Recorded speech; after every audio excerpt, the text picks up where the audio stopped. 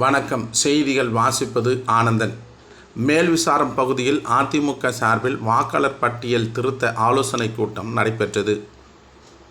வருகின்ற 2026ஆம் ஆண்டிற்கான சட்டமன்ற தேர்தலை முன்னிட்டு அதிமுக ராணிப்பேட்டை மேற்கு மாவட்டம், மேல்விசாரம் கிழக்கு மற்றும் மேற்கு நகரங்கள், ஆற்காடு மேற்கு ஒன்றியம் சார்பில் சிறப்பு வாக்காளர் பட்டியல் SIR திருத்தத்திற்கான பூத் ஏஜென்ட் BLA 2 ஆலோசனை கூட்டம் நடைபெற்றது.